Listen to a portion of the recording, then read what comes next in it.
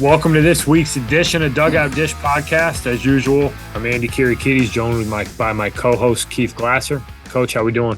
Great. How are you? I'm excited. We got good. a special guest on this episode. So, Keith, I'm going to pass it over to you to introduce our next guest on the podcast. Great. Tonight, this is probably the most excited I've been for our guest, and we've had a lot of good ones. But tonight we have one of my mentors, one of the guys who, has really taught me how to be a better coach, a better person, and, who I really look up to in this game. I've said it on here before, and I say it lovingly, that I worked for a handful of dinosaurs in my career who have forgotten more than I know. And tonight we're blessed enough to have Coach Rossi with us here, who I believe, or was it 53? You just retired in? 54. 54 in baseball, 57 at the school, though.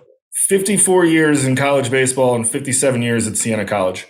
And tonight he's joining us to sit here and talk recruiting and talk baseball. And Coach, I couldn't be happier to have you on here. And thanks for joining us tonight. I'm glad to be here, although if I'm a dinosaur, I'm probably extinct. So maybe I'm not here right now.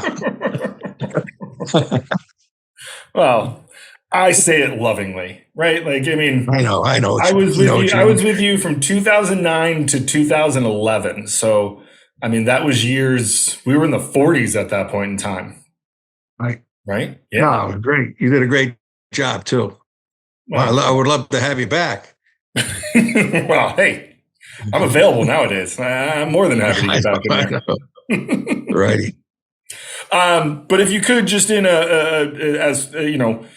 as succinct as you possibly can, just give us a little bit of a background on your career that kind of led us to having you on tonight and talking and recruiting in baseball.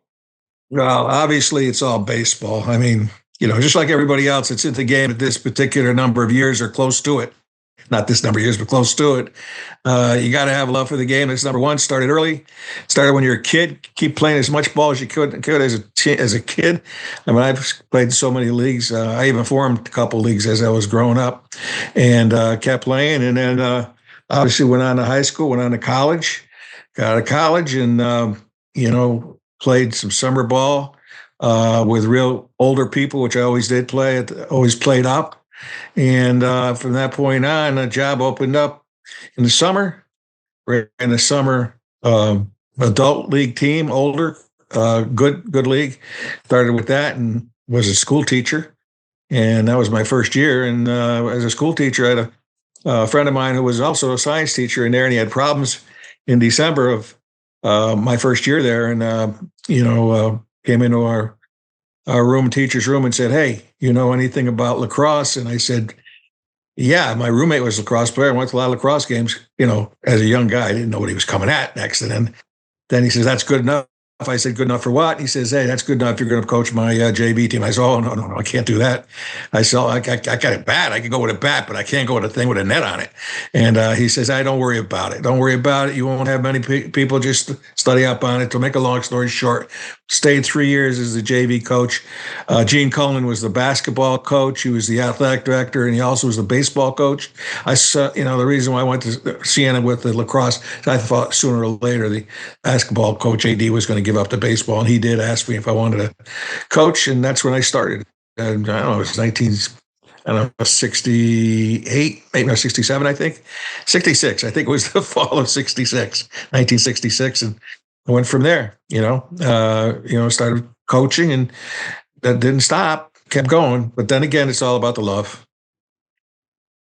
So that's in a nutshell, how I started, progressed in the game, and stayed with it all the way, again, because, as I said, we've talked about it in the past, love the game, love coaching college kids. They're in it. They want to work hard. They want to get to the next level, which is fine, which helps us up, in our program as well. Most college coaches are the same way in the country, with their kids. They want to get to the next level, so they work hard. So it was a lot of fun. That's amazing. 1968. I think my dad was born in 1968.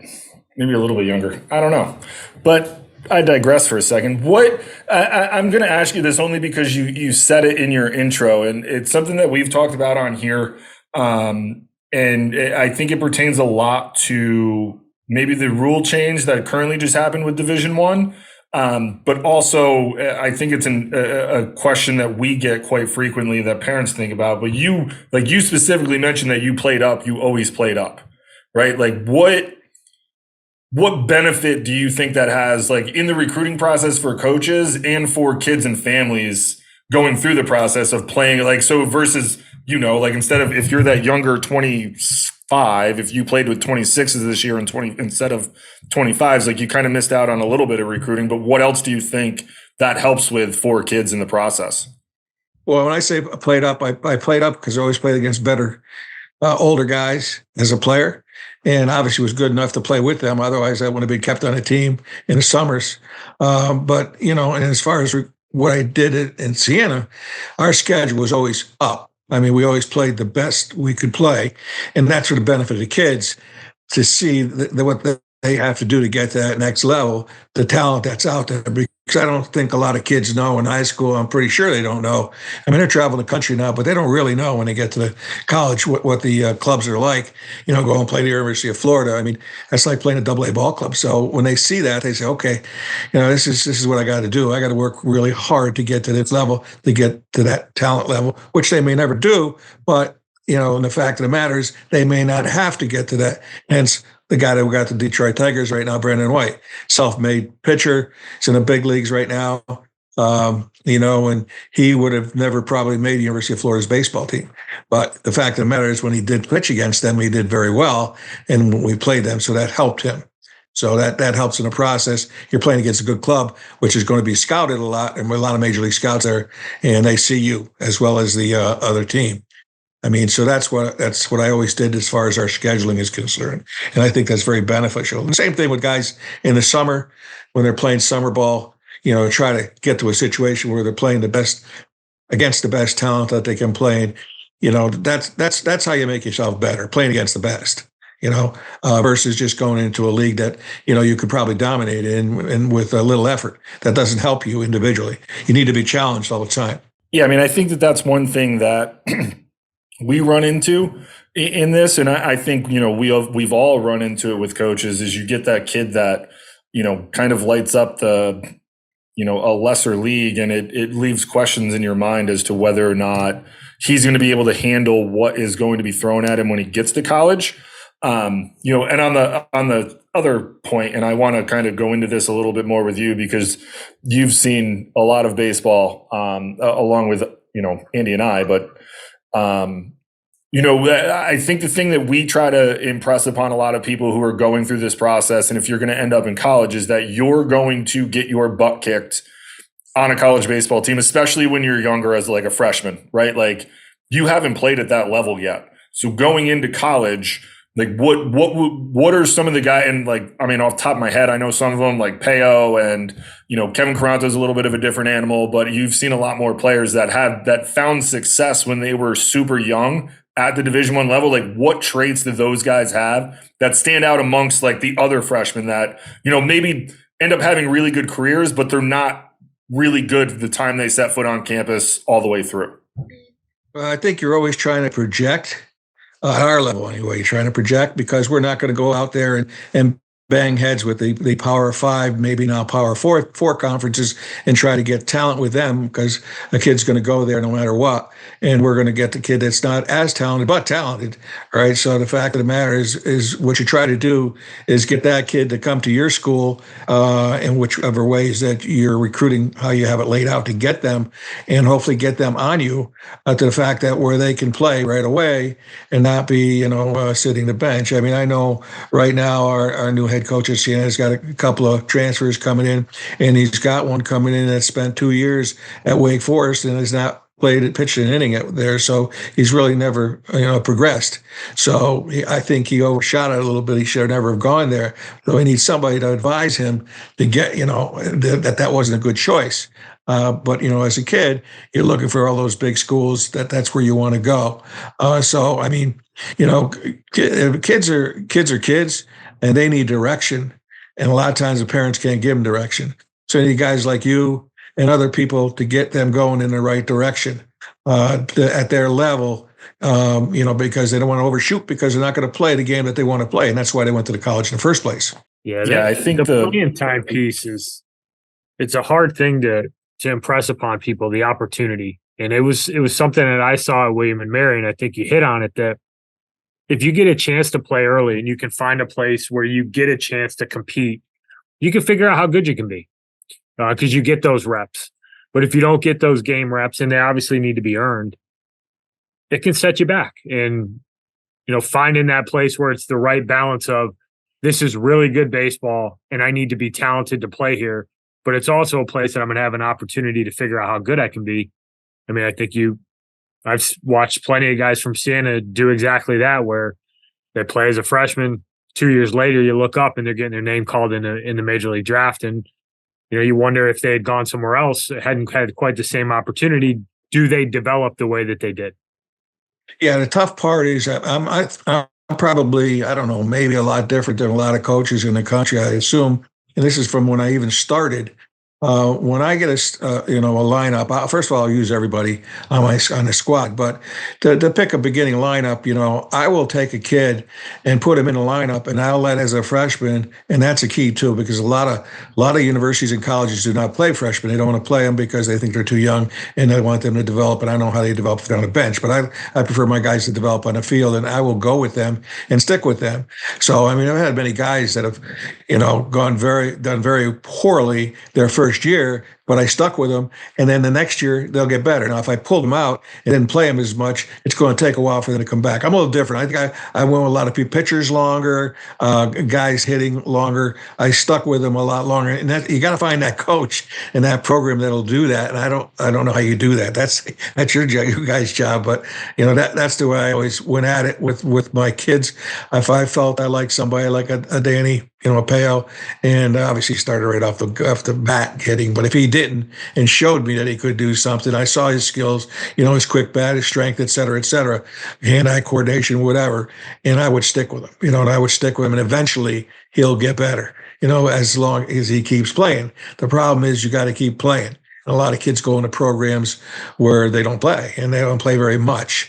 And it's unfortunate, but that's where they have to decide on getting some people, again, like you guys yourselves, use you guys and other people to help them, looking at their talent and see if this school is a right fit for them. And the other thing is they got to be careful with coaches too, because coaches will always like recruit en masse kind of thing and say, hey, you come to me, you're going to start. Well, they can't do that because there could be a walk-on that's better than you that they didn't even know about coming on. So promises are not good either. They just got to get somebody that's really honest with you, coaches, and they got to dig those out. And you guys, again, can help them with that too. We certainly try. Yeah, it's a tough recruiting, or I say recruiting for a college is very difficult. And I this day and age with the summer ball, guys going over the country. I think a lot of kids hurt themselves by doing that. I think they should focus on schools that are in their academic profile, and from there, distance-wise and so forth, financially, and then get some schools and go to the schools camps. Not so much going to these big showcase. Go to the schools camps and get in a program where, if you're a Northeastern, for example, player, and you want to stay in the Northeast, then you want to play in the Northeast in your summers. You don't want to travel to Oklahoma, to Florida, to whatever. Yeah, that's nice, well and good, but that's not going to help you because there's going to be so many teams at these places and so many coaches that can't see you. So you're going, you're playing, but it wastes a little money as far as trying to get yourself a nice situation in a nice college. That's my thing. That's all I always tell people. Try to go to the campus, go to their own camps, stay in that area, program wise. I mean, I've had kids from our area have wanted to go in the South, and they played in Georgia. They played on some of those teams down in Georgia, stayed there the whole summer because that's where they wanted to go. That's okay if that's where you want to do. But try to go play in the Northeast, and you're never playing in the Northeast in the summer. You're going all over, so all the Northeastern college coaches are not seeing you. Okay, so that's important. I really believe it's important. But it's tough when you got the Power Fives, Power Fours saying, "Hey, come on, come on, come on, come to our camp, come to our camp." It's tough to say no, but if you wanna save some money, say no.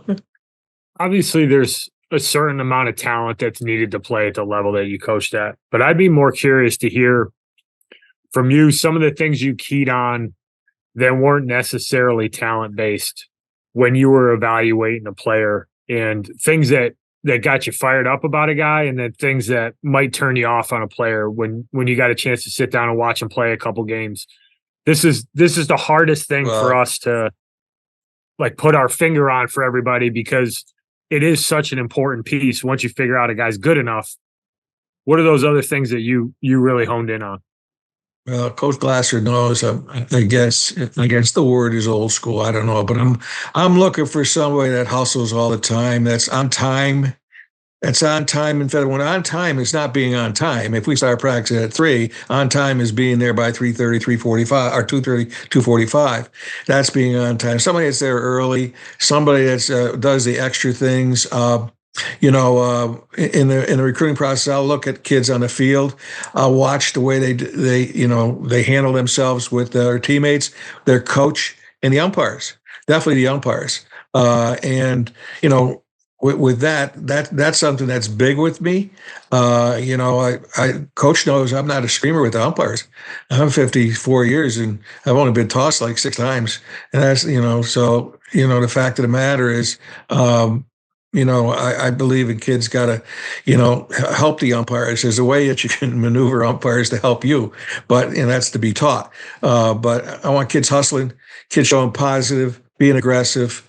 Uh, you know, Having poise out there. You're on the mound, poise, bad calls, relax, don't worry about it. It's a game. It's going to come back to you.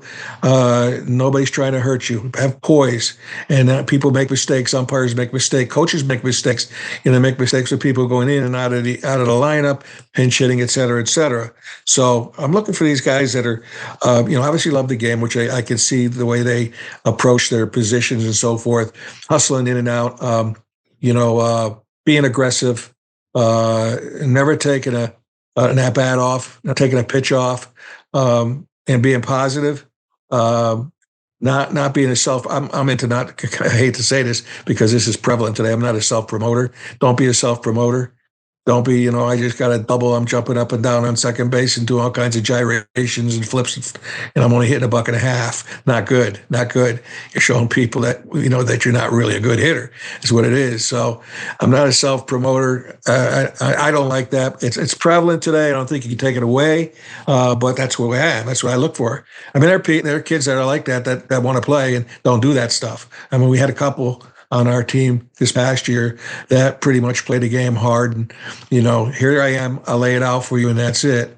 So, I mean, kids don't know that when coaches are watching them, they're doing the things you just asked me to give you. And every coach is different in what they want. I do know they probably want kids that hustle. They do want kids that are into it, show that they're in a positive, no negative, not arguing with umpires, not arguing with their coaches, being under control. Because you don't know, because coach will tell you, I never wore Siena garb when I was recruiting. I didn't wear anything Siena. So they didn't know I was a coach.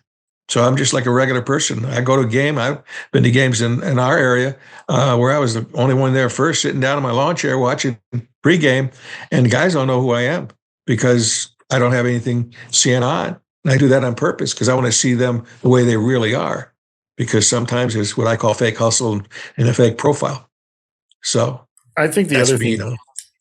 No, you're dead on, and I think that like there are a lot of those things they're saying. I mean, I got them from you, obviously, but there are a lot of the things that I valued too. And you can learn a lot from valuing those things about kids. And we've talked about this on here before too. Is that I think, like when you talk about poise, like you can learn more about a kid when he might not be that great on the mound, or he may have, he went 0 for 4 with 4 line drives that just, line drives at everyone that got caught, but he hustled, every at bat was the same, versus a kid that, is 4 for 4 and, does create a little bit more look at me and the kid who, melts down when he's just getting lashed. Sometimes you can look at that kid that gets lashed and it's good. Yeah, he had a bad day.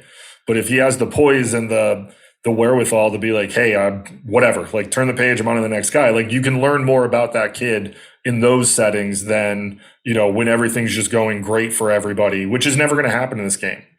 But I just think that, in some of those things, they're easy things that also show you how much they actually want to play this game and how much they actually love it. Right. Yeah, one of the things kids can do too is which helps them out in the process, I think, is go watch games that the schools are playing in that they're interested, whatever schools they are, or you can actually see them online and look at the coaching staff, see the way they act, see the way the coaching staff acts, because usually what happens, whatever the way the coaching staff acts, that's the way the players act. Okay, so watch the coaches, see if they're under control, see if they're, if this is what you want anyway, see if they know what it seems like they know what they're doing, because they don't know you're watching. All right, watch the coaching staffs and see how the players react to them. Watch what the players are doing, then you'll see what's going on as far as the the way the kids are acting and the coaches are acting, the culture of the program. So, I mean, I think that's important. There's a lot of times kids come to our game and they tell me they can't, I didn't even know because I'm so locked in. I don't know what my wife will yell for me from the stands. I can't hear, and she's about 30 feet away because I'm so locked my mind into the game. But I think that's important, going and seeing. So that when you make a decision, if you don't mind getting yelled at every 2 seconds, then that's okay. But if you do, maybe that's not a good choice. Okay. Is there organization? You can go to I think you can visit a school and go to a practice and see, like I always give out our practice plans because they're all written up. We share the practice plans with the kids. We post them, and if there's a recruit coming in, I'll take that plan and with a roster and give it to the kid if they're sitting in the bleachers and point things out to them so that they can see how we run our practices. Is the program organized? Kind of important because organization will help you grow. All right. And also you got to know as a player when you get to that school that you can't really rely on practices as the end all. You're going to have to do other work on your own time, because if you got 20 guys hitting and you're taking batting practice every day, that's only one part of your practice. That's not enough. It's not enough. So it's all up to you as a player. Once you get to the place to make yourself better, the coaching staff hopefully he's got a good schedule for you. Hopefully they're good people, good communicators. Will work with you. That's the other thing. Will they work one-on-one with you? Taking a visit to the school, you talk to the players. Players are key. They have to talk to the players. Say, hey, how do you like it here? How do you like the school? How's the school? You get along, everybody get along. There's things to do. For me, when I went to college, it didn't matter because that's one of my things to do is play baseball or whenever I could, or watch baseball. And that's the other thing. Kids don't watch baseball enough today. It's too bad because that's when I was brought up. That's what we did. We watched it all the time. But talk to the kids on the team. Ask them specific questions. Get lists. You go visit the school. Get a list of questions and bring them with you that are important to you to ask the head coach. And that's the other thing. I tried to meet with I think I've met with like 98% of the kids that have come to Siena, me personally, with the assistants. So if you're going to go to school and you're going to meet with the assistant and that's it, and that's not a good sign, I don't think.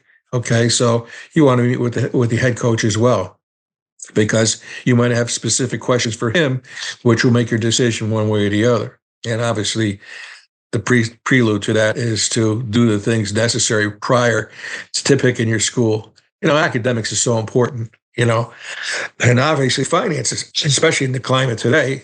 Schools are expensive. I think some schools are $80,000. I mean, $80,000. I could have gone to school 20 times. I mean, $80,000 when I started. RPI. When I left, RPI was creeping in on 80. Yeah, I think it's over 80 now. 80. Ivy Leagues are up to 80, over 80. And also, we got to make sure that you get an honest coach, and that's a hard one to pick on. But want to get somebody who's honest with you on the money, on the playing time. You got to try to.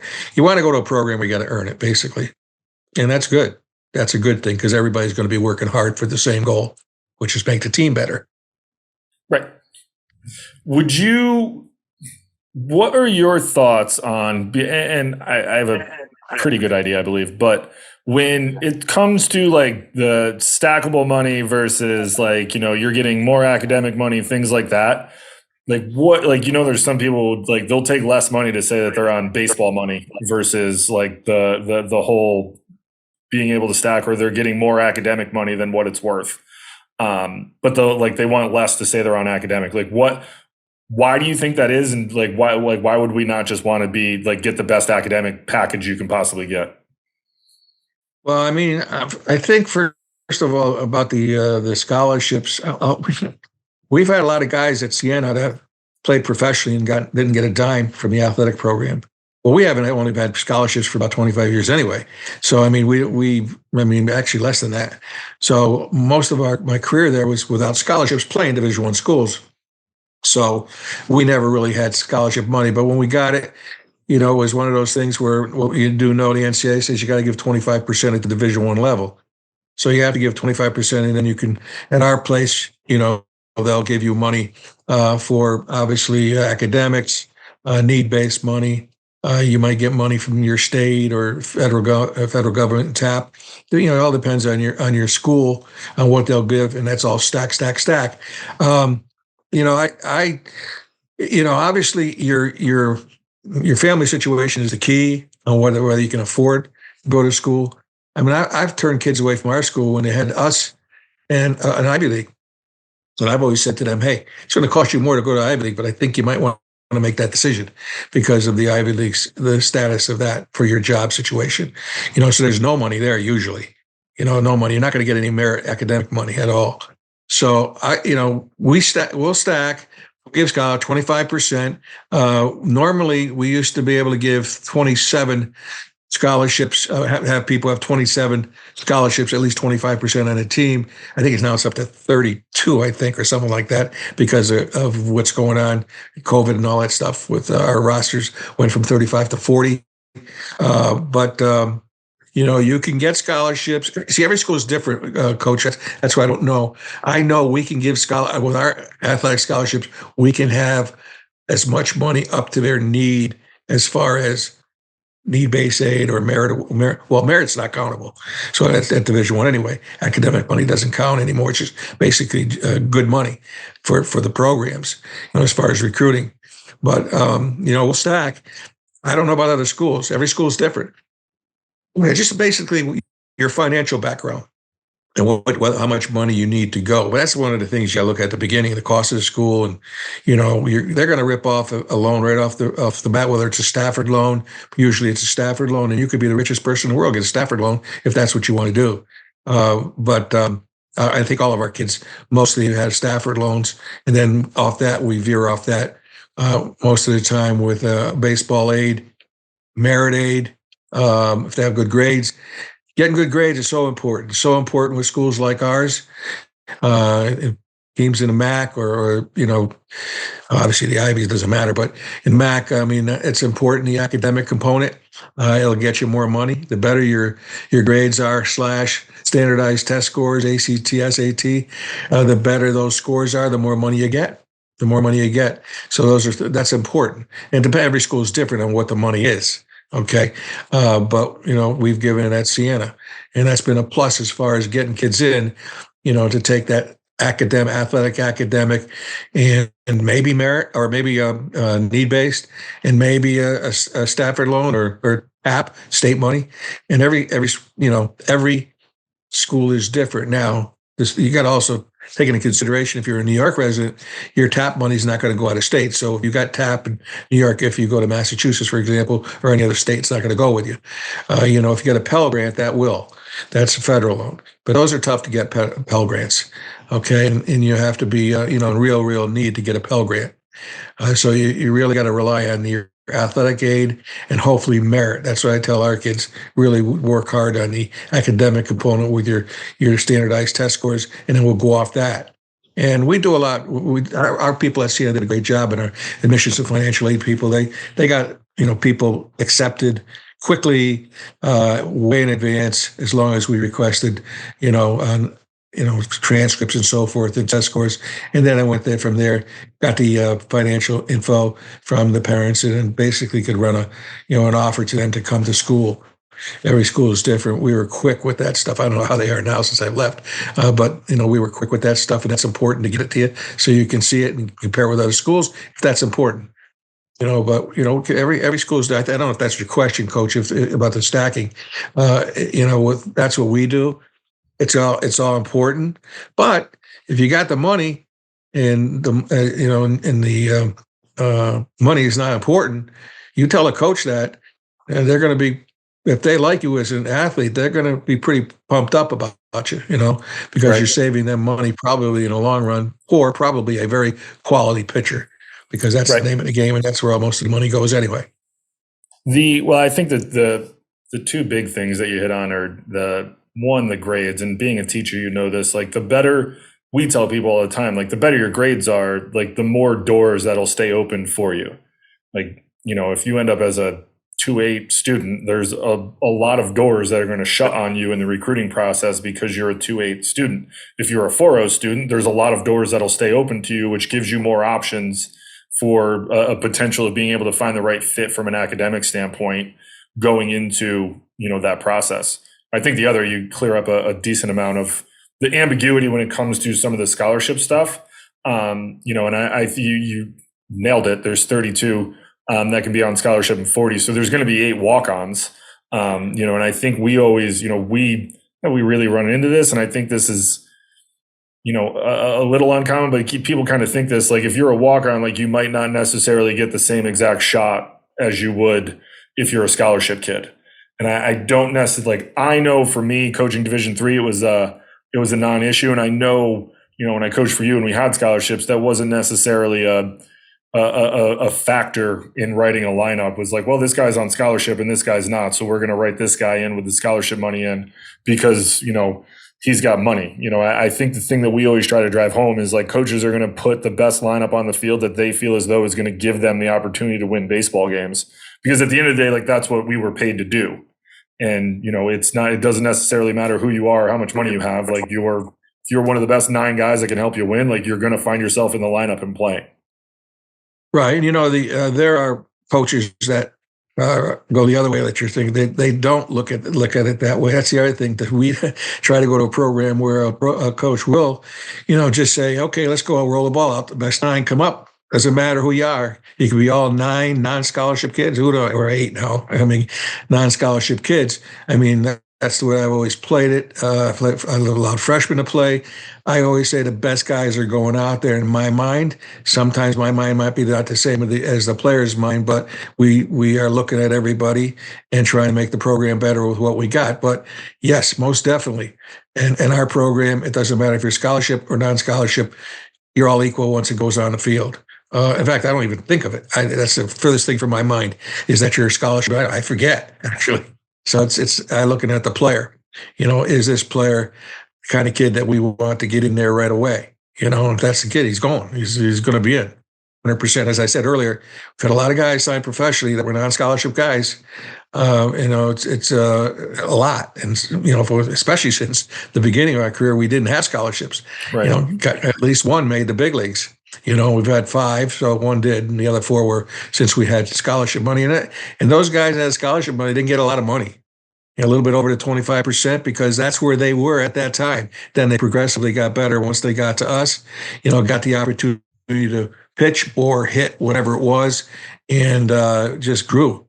I mean, if you guys watch this kid, this Brendan White that's playing with the Tigers, he's probably pitching right now. In fact, they always give him an inning or two about every 3rd, 4th day. He's a self-made guy. He got a little bit. He was a walk-on until the summer, just before he was coming to school. And one of our former pitching coaches, who Coach Larson, saw and said, called me up and said, "Hey, we might have to give this kid a little bit of money because he's going up a little bit in his velo." Now, when I say up a little bit, he's only up to 83 to 85. Because he was a low 80 guy. And when we did that, we started looking, okay, so he's, something's happening here with him. He's going up. So let's give him a little bit of money to 25%. We did. And now he's in the big leagues. We didn't give any more. He just stayed with it and just worked really hard and got to the big leagues. And so there's a kid that was going to be coming as basically no money guy. And that's what the way we looked at him as. But were things that I saw in him. I saw him in a little camp and throwing his curveball, and said, as a 10th grader, I said he could throw that curveball and get people at our level right now. And that's when then his velo wasn't there, but that other pitch was there. That's the other thing. Kids got to understand they don't have to be the next coming of the best ball player in the major leagues, to get in a program. As long as you work hard and you compete and you shoot up results. If the results come, if you're a Neil Fryer who pitched for us against, was it Dallas Baptist in 2014 against Dallas Baptist in the regional down at TCU, and he just mowed them down. He's a reliever for us, and he threw 9 or 10 innings. And he was tough, but he didn't have. Yeah, he was tough, and he didn't have anything big leaguer, big league scouts would look at. He wasn't a big leaguer, but that day he was a big leaguer. He just got people out, and that's important. If you do your job, you're gonna open up eyes of a coach. I think that's a little bit of a common misconception in baseball, and we talk about it a lot on here and with people we work with, that you only, if you're fully funded, you get 11.7 for now 32 players. Like, there's not a lot of, no matter what level you're at, there's not a lot of guys. I know the NIL stuff is a little bit more prevalent now than it ever was before. But, a lot of the guys that you had were, who were specifically in the big leagues, but there's a lot of guys who played professional baseball and got drafted out of there that the NIL wasn't even a thing, when they were in college. So, I think the misconception that people have is like all these guys that end up playing pro ball, especially out of a place like Siena or Ameris, where Andy and I went to, like all of those guys were like 60, 70, 80% scholarship guys. And that's just not true. Like, you can't put together a roster that is going to be talented and competitive by throwing, 60, 70, 80% at 8 guys and thinking that you're going to be competitive. The vast majority of people are going to be in that 25, 30% range from a scholarship standpoint at the college level. Like, there, you know what I mean? Like, I think there's just that misconception out there. Yeah, when it was 27, I don't think the most we ever had was kids on money as 17, and I had a lot of walk-ons, and I had an administrator tell me, says, "Yeah, we give you you can bring all these walk-ons down there, and they're all starting for you. We might as well take the scholarship money away because you're doing better with the walk-ons." For some reason, we've always had a lot of good walk-on guys that have made it for themselves and done a great job for us. And so, don't ask me why we only had that many scholarship guys. It just happened. You go out there and you see this guy, and he's doing really well, and you start talking to him, and the kid just wants to come. He's, "I'll pay my way to come," and you go, "Okay," and then he becomes a really good player for you, but he's a non-scholarship guy. Yeah, there's not as much money as the 90 something that the football gets, full scholarships. Baseball, it gets really manhandled as far as the NCAA is concerned. And one of these days they're going to wake up and shake it up a little bit, okay? Because I think it's the number one revenue school other than football. Based on their tournaments at the end, so I think that most people think it's. I know that for a fact they think there's tons of money out there, but there really isn't. 11.7 out of 40 guys.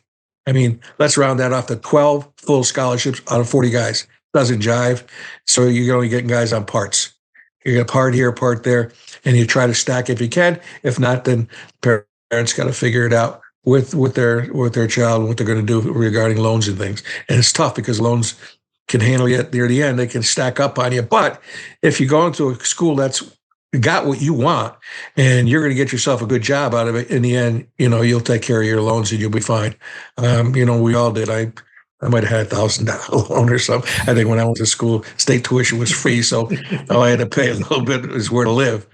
So that wasn't very much, but today it's a lot more money. I understand it, especially when, like we said, some schools are up to $80,000 now. It's a big. Hey, you know what? And the other thing is, if money's an issue, junior college is there. It's always there too as an option. There's a lot of kids going that route because of the money. It's all financial. Because in the end, you stay a year, stay 2 years. still going to be recruitable. Maybe even more so because you should be a little bit more experienced depending on the program you went to. So that's the other option. It's a good option. So, my Yeah, daughter went to a junior college. She loved it. we talk about JUCOs, especially on the podcast. So, I think some people, kind of look down their nose at JUCO baseball in the sense of like it's 13th grade. And that's just not the case, and Andy has talked about this where, you go across some of the Arkansas and LSU and Florida, like you go across some of those rosters, like they're loaded with JUCO guys, which would then lead you to believe that when you're seeing a lot of the same JUCOs pop up, like they're really good programs. If all these guys are going to, top end Division I schools, and like they also filter into other Division I and Division II schools, like the competition there has to be pretty good. And I think, to your point, like you could end up at a JUCO, and I know this because we do this now. Like you get 14 games in the fall and 56 in the spring. So you're at 70 games played. You could be at 140 games by the time you're a sophomore. Like you finish your sophomore year, you're likely going to be further ahead than a lot of other sophomores in the country that went to a 4-year school who might not be playing because they're competing against, older guys and just aren't there yet. So you are now recruitable at probably a higher level than you were coming out of high school because you have 140 games at the college level. Being able to play and develop like that, there's not really a lot out there that is going to allow you to do that unless you're setting foot on campus and really getting into that type of situation and playing right away. So it's a great, and financially, it's a phenomenal situation. Like it's not going to be that much money for you to be able to go play at a junior college, and then you can develop and probably end up in a little bit of a better spot than you might otherwise would have if you pulled the trigger on maybe a school that you didn't really want to go to, and then you don't develop, and then we're back into the cycle of transfers and everything else. Yeah, I think I haven't heard. I haven't looked at it in 2 years. In the portal, are junior college kids in portal? I don't believe so. Not technically, no. Yeah, I don't know if they can, then But they're going to definitely be snagged. If they're good, they're going to snag if they haven't did a great job at the JC level. Saved a lot of money, played, in that process. In that process, you're going to be seen. But again, you got to pick the right junior college. You don't want to go, in East Overshoe, someplace where nobody's going to see you, and it's going to, you're not going to play, many games because you're going to be snowed out or whatever, and that's not a good thing either. And you want a good schedule as well. The schedule is so important, I think. So important to be playing a good schedule. And I say that, and people say, well, Division III, no, Division III still, those quality schools will still have good schedules. They're obviously forced to stay in the leagues, most of them, but outside of leagues, if the coach has done his due diligence, he's got himself playing some of the best of his area that are not in his conference or league, So, those schedules are pretty good. There are a lot of junior college or a lot of Division III schools that I always said are pretty good that I wouldn't want to play. They're that good. So that's the other thing. You got to make sure you pick the proper Division III, as you may not play there either. So you got to be careful with that too, because some of them really bring them in a lot of kids, and which is good, and it rolls the ball out. It makes the program better, but some guys aren't going to make it if they bring 70, 80 kids in, to try out for a particular, maybe 30-man squad. I don't know what the roster sizes are, Division III. But that, plus, the good thing about Division III is, I think sometimes, I know they don't play as many games, but they get an opportunity to grow in the fall because of that. I know they're limited in time, I think, in the fall, but the fact of the matter is they can still grow in the fall. They show the coach what they can do for the spring. Same thing with all other divisions too, as well. But Division III, that's helpful too as well. Yeah, we talk to families all the time. Like sometimes, when you're getting recruited by Division III schools and they want the Division I name tag and bumper sticker and such, and it's like, there's some Division III schools out there that can get into a Division I conference and hold their own. I'm not saying that they're going to run the table and be top 3, but there's some Division III schools out there that you put them into some Division I conferences, like they'll be middle of the pack and be pretty competitive. And I think it's eye-opening to people how competitive Division III baseball is, how competitive Division II baseball is. I think, we talk about this all the time, and you touched on it, like the ability now to actually go see or at least just watch baseball at the collegiate level is bigger and more widespread than it's ever been in my lifetime. And I'm sure you feel like you can flip on ESPN Plus, you can watch Siena games, you can watch Florida, you can watch the SEC, the ACC, you can watch the MAC, you can watch the Ivy League, like you can watch a ton of Division I baseball games. And a lot of Division twos and threes stream their games. And I think the other thing is, like, depending on where you live, like you can physically go see. If you live in the Northeast specifically, there's a lot of good college baseball that you can just go watch. If you live in the Capital District where I grew up, where you live, some of the year, you have Siena, you have UAlbany, you have RPI, you have Union, you have Skidmore, you have St. Rose, you have Hudson Valley.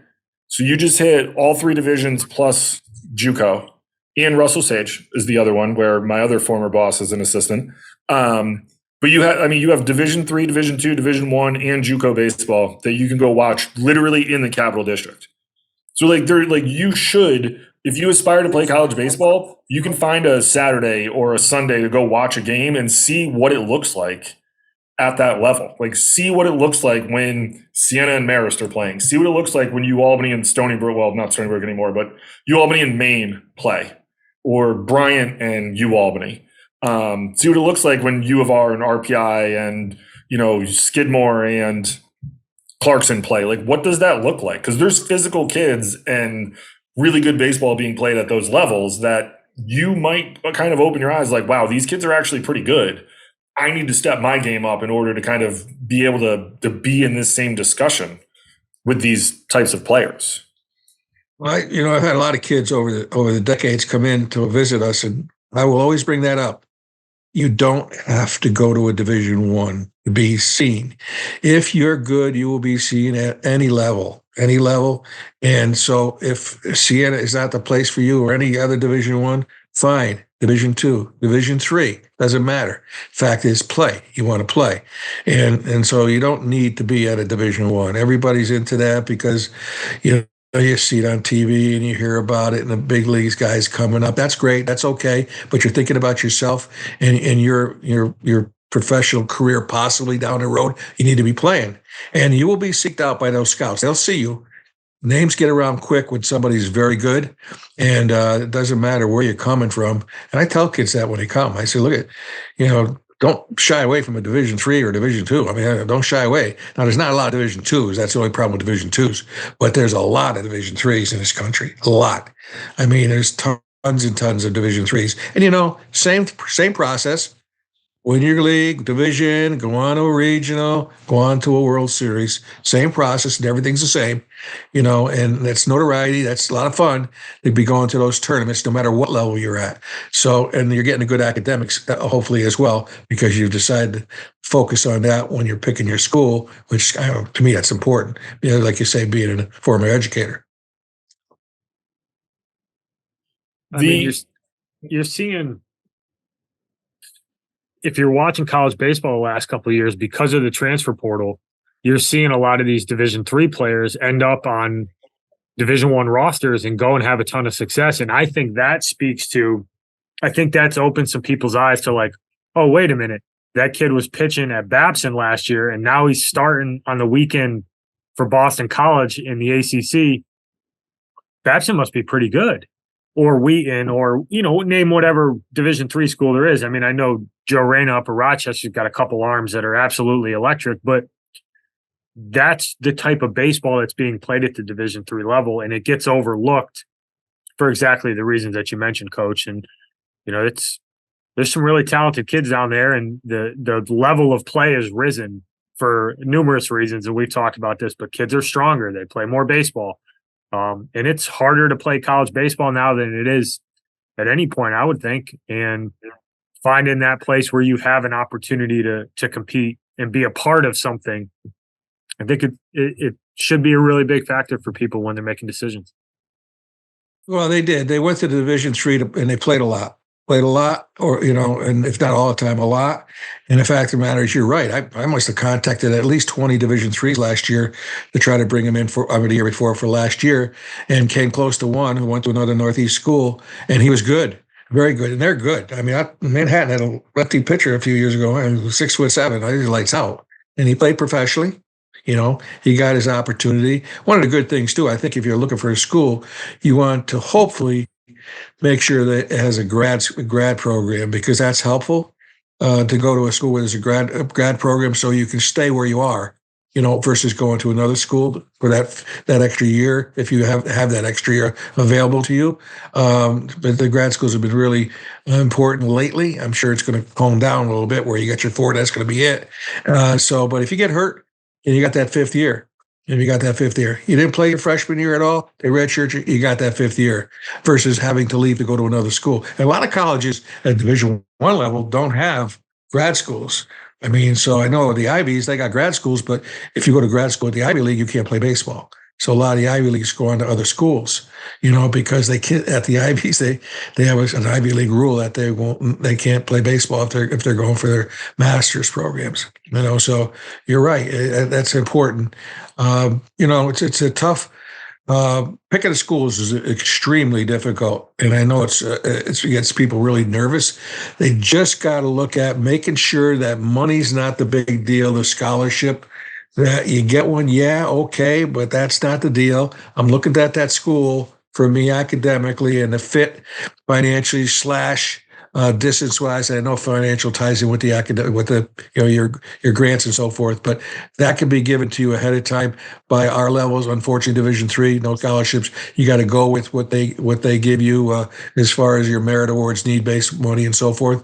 But as far as the Division IIs and Division Is, could be scholarship money involved. Could be, I say, because again, not everybody's on scholarship, and start the process early. You get in touch with coaches, let them know who you are, let them know where you're going to be, who you're playing for. I've had a couple of guys that have really pounded me with emails over the years, and I didn't think I would ever be keeping them because of what my assistant coaches have said. And I'll tell you what, they came, some of them came and were really, really good players. They captains, and one got on the draft list but didn't get drafted. I had a assistant coach say, "Look, coach, he can't play here. Could you get him off my back?" I got him off his back. He was on my back, which was good. He wore me down. I said, "All right, you come on. We'll have a workout. We'll try out." I got to give you a try. I came in weak, but you saw some tools there with the weakness. You said, you know what? He gets a little stronger. He did. Ended up being a captain, starter for 3 years as a catcher, and almost played professionally. So it's so important. It's a tough thing, road to haul with the recruiting process. But I tell them to kind of enjoy it. You know what I mean? Enjoy going, seeing the schools, getting tours of campus. Talking with the athletes, talking with students, talking with the student athletes, and talking with the coaches, especially if you can get out to one of their camps. That's important. But then again, you want to be careful with the camps, because if you're going to go to a Power 5 camp, you're going to be there with about 300-400 other kids, which isn't a good thing. You want to get the smallness, and the Marist and the Sienas. We usually run small camps. I think we do anyway. I don't know how Coach Jasinski is going to be now, but I did. Always had small camps and had my whole staff there. That's the other thing. The whole staff probably should be there so you can see everybody, especially if you're a pitcher. You want to see that pitching coach. You want to meet that guy. You want to meet the head coach and the pitching coach. Yeah, I mean, I think you learn a lot coaching when you get to do those things too. I'm curious, before we get into this, who was that catcher? Because I think I know who it was that you were just talking about. Who was that catcher you were just talking about? Phil Madonna. I knew it. I was all over that kid after your camp. I was like, this kid's going to come to RPI. This kid's unbelievable. 2 days later, you called me. You're like, yeah, he's coming to Siena. I was like, you've got to be kidding me. But I knew it was that kid. Yeah, he just he's from near Pittsburgh and Long Haul. And he It's good, kept man. on after us. Well, coaches on the road, and then coaches didn't think he could be, and he wore me down. I didn't think he made a decision until June of his senior year to come to. Well, his decision, he wanted to come, was just me telling him to come. Then finally, one last email or last call, I said, "Phil, okay, you wore me down. Let's go. You're coming. All right, we'll give you. We have a 1-day trial. We'll see from there. We had the 1-day trial, and he was okay. His tools were okay. Weak. He's only 5 foot what 7, 5'7", but ended up starting for 3 years, got bigger, stronger, arm got better, hit better. I'll tell you, he was on a draft list. He was put in by a Red Sox scout and didn't get drafted, which is okay because he was that good, though. He was good enough to get drafted. And obviously he's got a great job right now working. We stay in touch once in a while, and but it was him, self-made, and was kept after me. But you gotta let the coaches know who you are, and give them your schedules and let them know when you're playing, because coaches are pulled in so many different directions. So many kids get frustrated because you're not calling them every day, or and that's going to happen because we are stretching so many directions with just a limited number of coaches. At our level, there's 4. Division II, they probably have 20. At Division 3, 20. I don't know how many coaches they got, but we only have 4. So we're pulled in the old days, just a couple of years ago. We could only recruit with 3. Up till last year, I think, and now we got 4 that can recruit. Right. So it was only 3 at the time. So we couldn't stay in touch with every kid. It's very difficult to do that, especially returning emails. We return an email with an individual packet, and after that, we hope to see, is this kid going to come back at us? Who are the kids that are coming back at us? Who's keeping us informed? Those are the kids we got to look at if they're talented. Okay. And if they're not talented, we try to tell them that, and give them direction. I always say, hey, you need help, let me know. Give me a call. Let me know. I'll try to get you steered in the right direction, if it's not going to be our place. I think the one thing that obviously shines through in this discussion that we're having, but I think what I know and what a lot of us who worked for you know is how much you really enjoy coaching not only the players, but the coaches. And I would be remiss to everybody who listens to this podcast that I've talked about you and the people we've had on that we share this kind of love for what you go through. But if you could for a second, because I know how much it means to me and how much it means to everyone else, like what is it that like continually drove you from like to legitimately like help coaches in this business? Like it's not something that I found to be the norm. But the what you've done and the people that have coached under you, and I mean, I'll name a handful, but like between me and Jimmy and Rob DeToma and Billy at Wake, Pete, who's with the Twins, I'm missing a lot there. Steve Atkins is still coaching. Mike Keller still coaching. There's a ton of dudes who are still doing this, and it's a lot of what we learned with you. And I think, I'm forever grateful and indebted to you for it. But I like, what is it that drives you to legitimately help other coaches stay in this game, maybe not as long as you have, but to make it a career? Because, Rob talked about it last week, and I've said this, like I was ready to walk away after I left coaching with you. And I'm glad I didn't, because I ended up having another, 10 years, if not 12 years coaching college baseball. So, like, what is it that drives you to find that in people to get them to do it? I think I kind of, well, first of all, we've got 26 guys out there. There's a lot of them still coaching at different levels. Head coaches, assistant coaches, mostly head coaches, and they're doing a great job. And I stay in touch with a lot of them. In fact, well, most of them. I kind of cheated a little bit. I was a school teacher for 34 years. So in a school teacher, right from the get-go, I think maybe my second year, I must have did a good job because my department chairman gave me a student teacher. And then from that point on, I was getting student teachers every year, to the point where one time I had three student teachers. Well, that's 3/4 of the year. So I had a lot of student teachers. And what I did with student teachers is what I did with coaches. once I figure out this is the guy we need to bring into the program, they're all your age, they're all young guys, and so most of them have never coached before or had limited coaching experience. So I treat them like I treat my student teachers. And when I talk to my student teacher, I said, okay, get ready because you're going to be dumped right into it. You're jumping in the fire, and I'm going to help you. I'm going to give you some pointers, what we're going to talk about after your lessons and so forth. Maybe you want to do this way or that way and so forth. So I think I had a little help being a school teacher, having student teachers, and I treat them the same way. I threw them in and said, let's go. Show me what you got. Relax. Just do the best you can. These are your guys. You got the hitters. You got the pitchers. You got the defense. Go for it. And that's what I've done from day one. Okay, except when I was lacrosse, because I think I was the only guy. I was only a cross coach. So, but with the baseball, I've done that from the get go. So let's go and do it. And you know what? I think in the process of the coaches looking at their backgrounds and so forth, that they really came from good programs. And also, I don't know what it is. I think there have been so many interviews with coaches and student teachers and so forth, and their supervising teachers. I kind of have a head start when I can read into people where they're going to work hard, they're going to be good people, they're going to be good coaches, good people, good with the kids, and try to get the most out of it and put the time in. I mean, I guess in me, I make mistakes just like everybody else. But I don't think I made too many mistakes over the decades.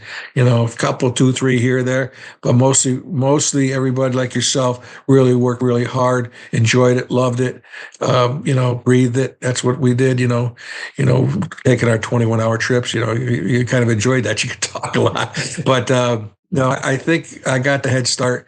I treated them like student teachers and let them go, let them see what they could do. And, it's all critiquing.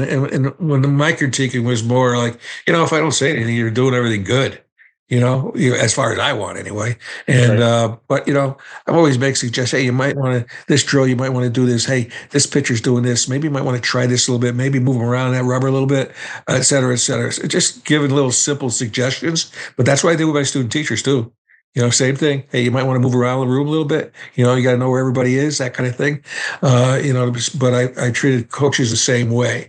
And, I think the fact, Coach, is, I get in very early. I did get in very, very early in the morning and left late at night. So I put, 17, 18-hour days in easily. But people might say, well, that's crazy. Well, yeah, maybe for somebody else. But for me, I wanted to be there because I turned it around and came back the next few hours later. I mean, there are times that I went nonstop. I went 2 days straight. And it wasn't like that's because I wanted to do it, because I loved what I was doing.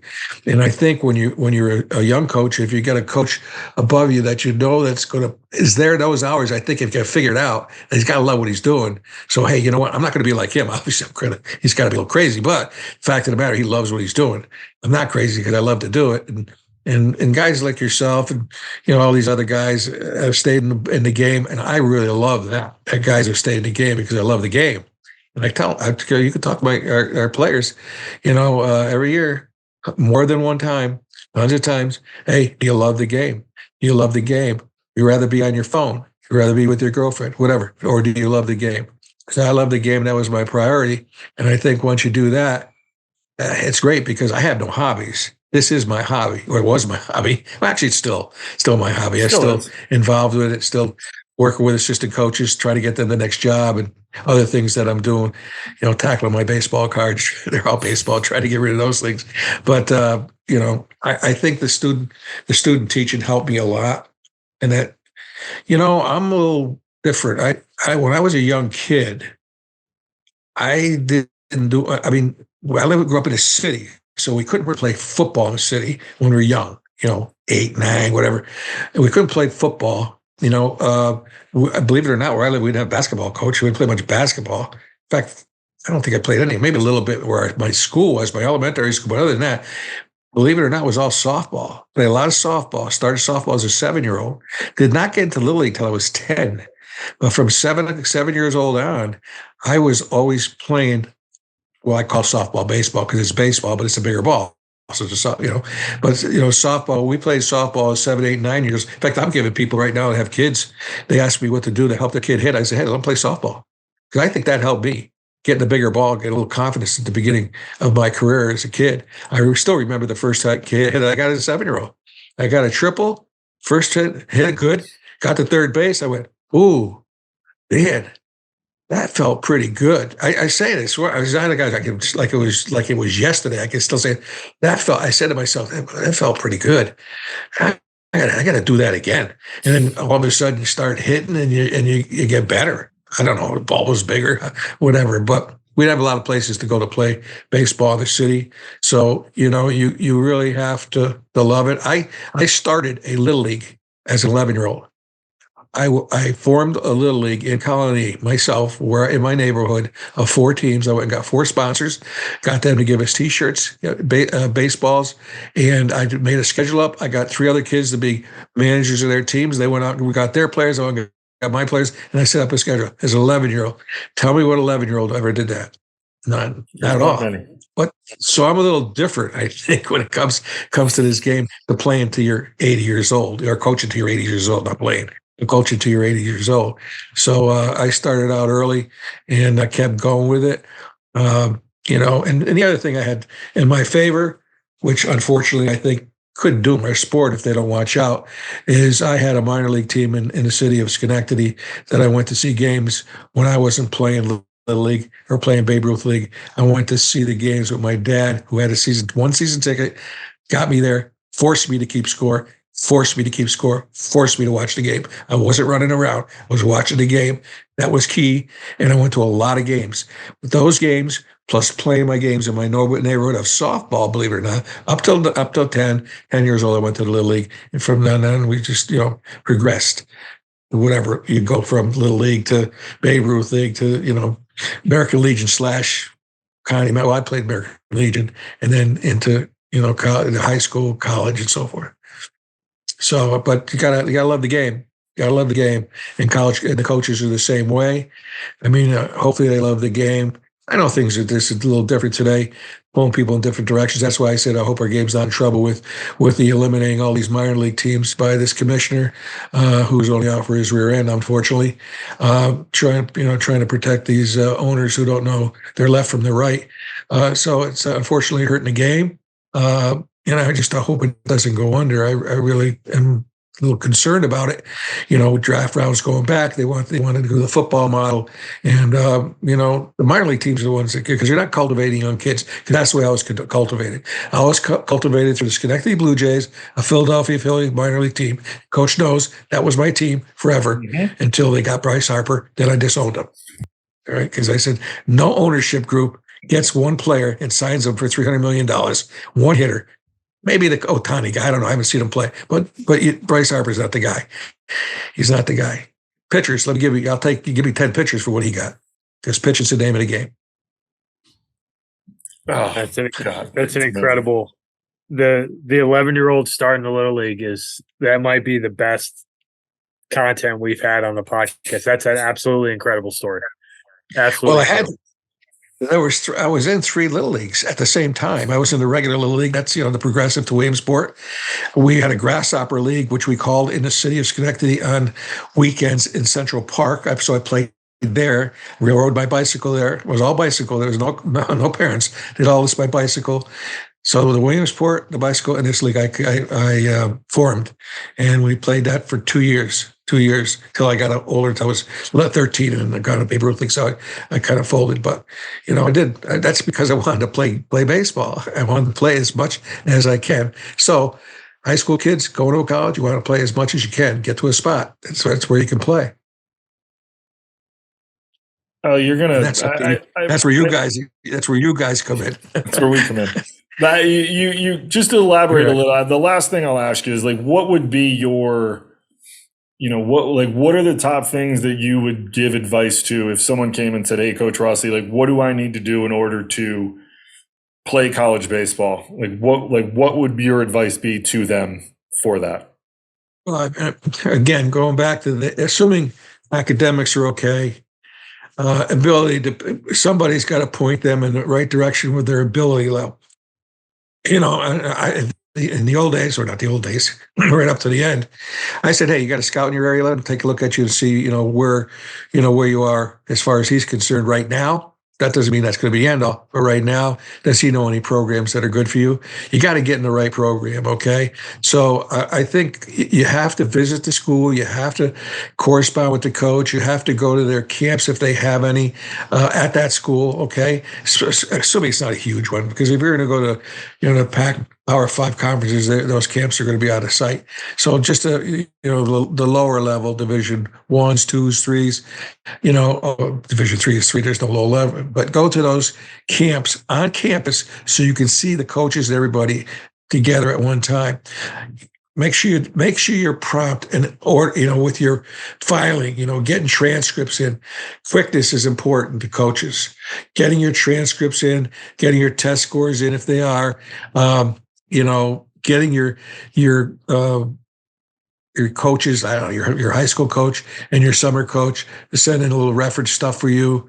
I looked at that stuff, but believe it or not, what I always did was not always looked at what the high school coach said, looked at what the summer coach said, but in the high school end of it, I went to the coaches, the other teams, the head coaches, and say, hey, what do you think of Johnny Jones from whatever school? What does he say about the kid?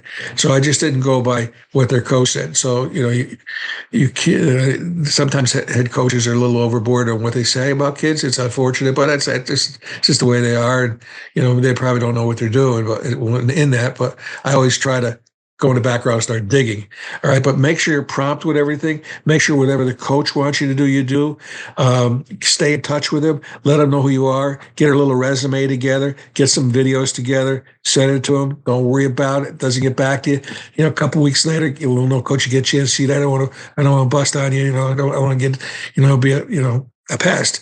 But let me know. Let me know what you think. Because, if this is not a place that you think I can go at, let me know. I'd like to know that so I can go in a different direction.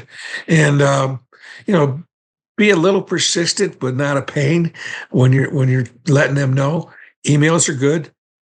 Calls are tough because coaches, may not pick up on purpose because they're so busy, especially when they got things going on during the day, meetings, et cetera, et cetera. I mean, most kids in high school don't know that head college coaches and their assistants are so busy during the day with meetings on the campuses and so forth. And they've got to go to this meeting about this and that. It's not just a department meeting. It could be something else that the human resources call or the president's call or the admissions call, and you're required to go to it.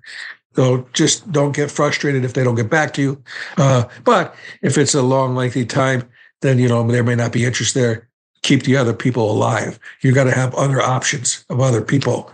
I told you wouldn't do this today probably, but I told my son, who was a pretty good baseball player, but he got hurt his junior or senior year in high school and playing soccer. And that's what he was going to go to school for baseball.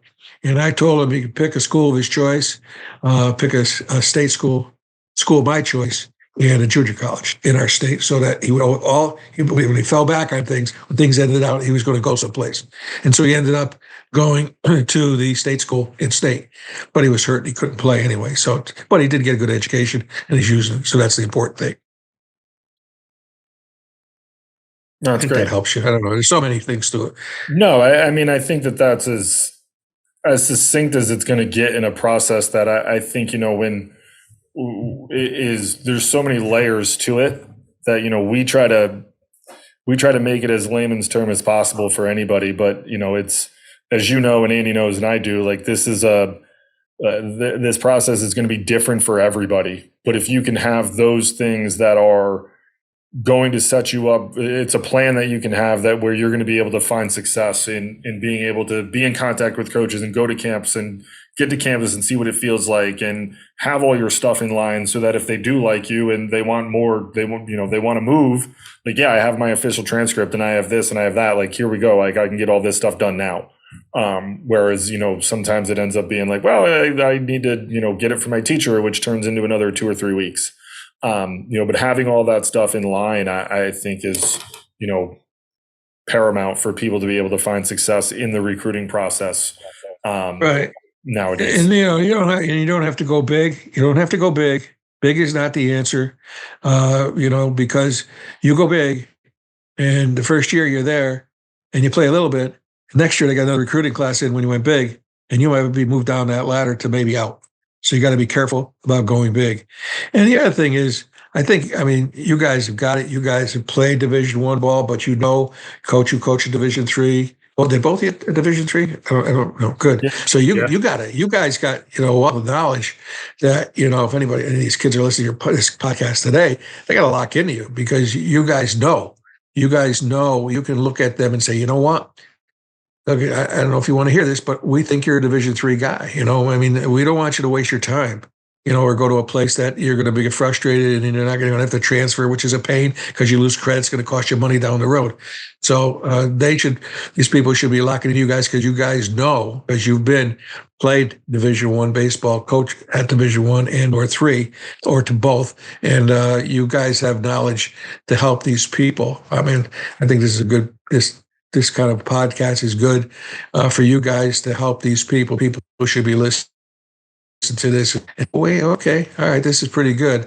I got these guys that know what they're doing, and I vouch for you guys all the way on this stuff. You're the best. You're the best. I wish I had your back. I told you that. I know. Well, we'll wrap it there. I know I don't want to take up too much of your time. I know Val's probably. I got to get up in a couple hours anyway, so don't worry. I know Val's probably looking for you to. You guys probably interrupted dinner, so please apologize to her. I miss her. But thank you so much for taking the time to do this. I don't think really words can put into. I've said this before on here, and I'll say it again. Like, I'm forever indebted to you, and you're one of my mentors. I love you to death, and I'm so happy that you were able to join us tonight and talk about all this stuff on this podcast with us. So thank you so much. Yes, and thank you. I appreciate the words, and good luck, you guys. Give him hell on a recruiting trail, will you? Thanks, Coach. Appreciate you. Take it easy. Thank you. We'll see you. Have a good one.